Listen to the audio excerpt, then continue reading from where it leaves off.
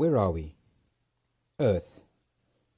Before we get into the topic of where we are consciously, I'd first like to tackle the issue of where we are physically.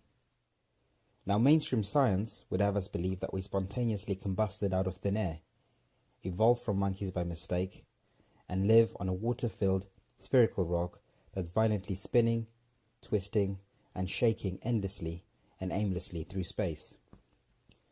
This, of course, goes against all reasoning and common sense. But because this is the collective narrative we are all born into, we all consciously choose to ignore our common senses and reasoning in the name of science. Those of us who have broken free from the social conditioning of blind belief in the name of science have awoken and now realize that our beautiful Mother Earth is not a violently spinning ball like we are told, but in fact a fixed plane, flat and motionless.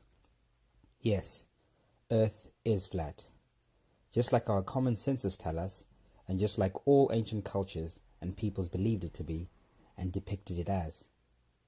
Now, I've heard a lot of people say, it doesn't matter what shape, size, or position the Earth is. What difference does it make anyway? Well, if you don't know where you are, that means you are lost. How can you know where to go or where you're going if you don't even know where you are? If we are all lost, then surely we must find our way back. But back to where? This is why it's important to find out where we are, so we can find out where we are going, or at the very least, supposed to be going. Now, I won't go into the exact details or proofs of our flat earth realm. There are already hundreds of documentaries, books, and channels on this topic for you to peruse at your own leisure. If this is new to you, I highly recommend you search or YouTube any of the names mentioned in the first video. For the sake of sanity, or insanity, let's take a reflective and objective look at how Earth could be perceived by someone who is consciously awake, aware, and paying attention. Earth, at the moment, could be described as land of the living dead.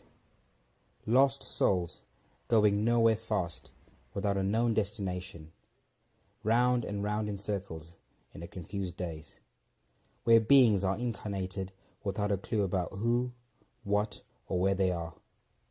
Many of us are so dead we don't even care anymore.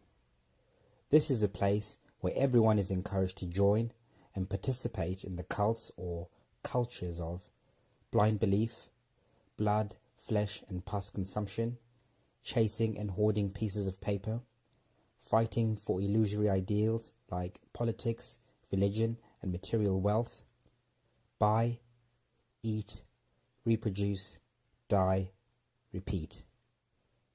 Those who question the above cults are seen as strange, odd, outsiders, loners, conspiracy theorists, failures who are looking for excuses for not being able to cope or fit in. We are all strongly encouraged to go with the program, teach our children the program, love and protect the program. Anyone who tries to deprogram and escape the cults of a society is judged, labelled and ostracized. Earth has become a prison, where we are the prisoners and the prison guards, policed by the very beings being enslaved, us. Fortunately, many of us are finally starting to snap out of the program, questioning, investigating, and trying to find answers and ways out of this prison cult system. No longer are we satisfied with just going with the program and ignorantly waiting for Father Time, the Grim Reaper, Death, to come knocking on our door. We refuse to willingly feed this cult system. Ignorance is no longer acceptable. Fear is no longer effective. Of course, those who are consciously awake will always be considered crazy by those still consciously asleep. As the great philosopher Plato put it, those who are able to see beyond the shadows and lies of their culture will never be understood, let alone believed by the masses. Close quote. But if you're like me, it doesn't matter. Being considered crazy by those who are still victims of cultural conditioning, well, is a compliment. I'm also conscious to the fact that for many watching this and similar videos, this is just too much information. Either because of social conditioning or institutional brainwashing, most of us are just not consciously mature enough, yet, afraid or in denial to even consider researching any of this occulted knowledge. You are probably getting a strong feeling of negative resistance to ignore or ridicule any information that goes against what you think you already know. This resistance is known as cognitive dissonance. However, there are a select few who are immune to this cognitive dissonance. In 1907, Henry Bergson described it best. He said, open quote, "Fortunately, some are born with spiritual immune systems that sooner or later give rejection to the illusory worldview grafted upon them from birth through social conditioning.